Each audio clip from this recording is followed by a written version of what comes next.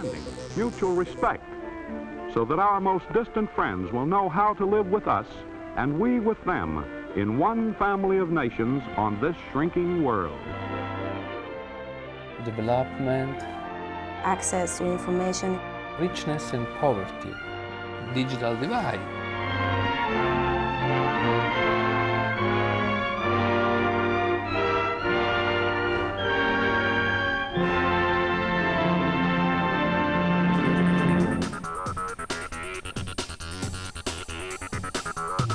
The world is witnessing the alarming problem of digital divide and the problems of especially looking into the problems of developing countries. The reality in developing and developed countries is completely different.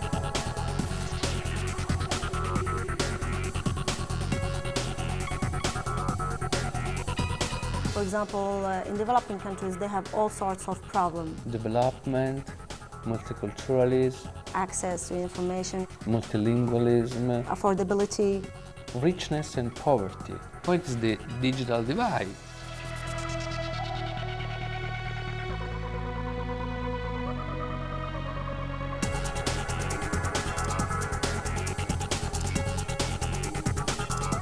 I feel the biggest concern of the entire internet community is that the accessibility.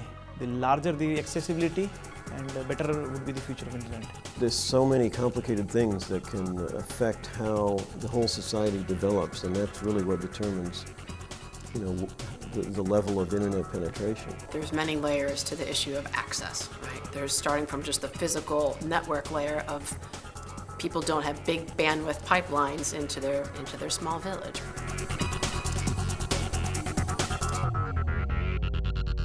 And then there's the capacity issues around access. It's the divide between countries that have money and developed economies and functioning institutions and countries that maybe don't have good institutions. Maybe they've just gone through a war, or maybe they have no wealth and are just beginning to develop, or countries that have a combination of all of those problems. Access is the first step towards reducing the digital divide. 5 billion people or more do not have access to internet, so I think that should be the biggest concern.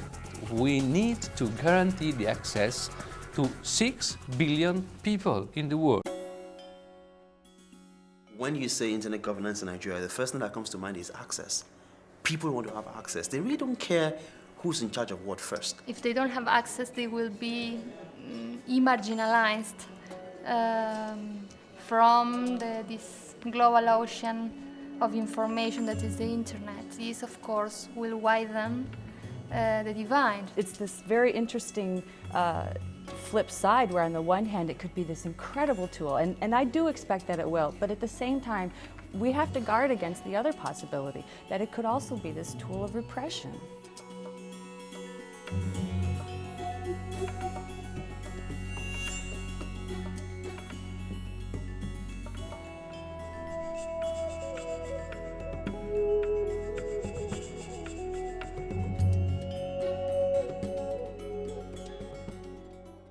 I think the greatest fear is, of course, exclusion. We're very concerned about the internet becoming increasingly, fragmented, Fragmentation. territorial and boundaried.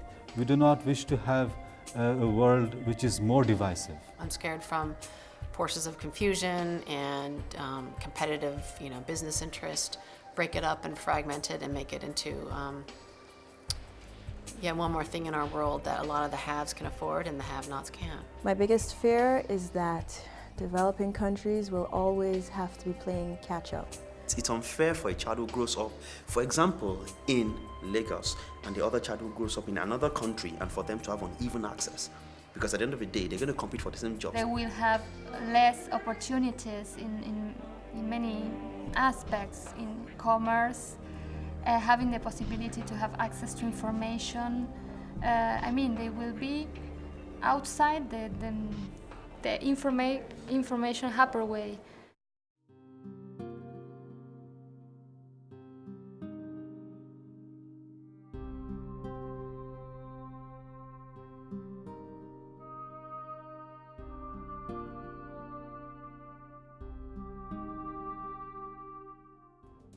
present stage is mainly a stage of discussion. My greatest fear is that we stop these dialogues. I think it's about taking action, but it begins with dialogue. Action may emerge from this dialogue. The main point is how to transfer those knowledge from theory to practice. Access number 1, access number 2, access number 3. How can we guarantee the total global access to the 5 billion people who do not have access to the internet? The focus, of course, should be on people and development. In developing countries, the first step should be to facilitate the access to internet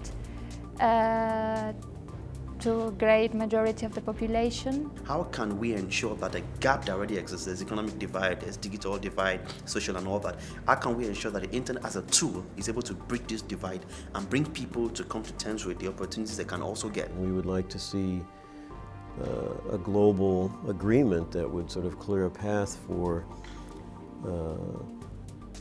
free movement of information across borders. How is that going to happen? It has to be a cooperative arrangement. We must talk with open minds. Governance does not equal governments.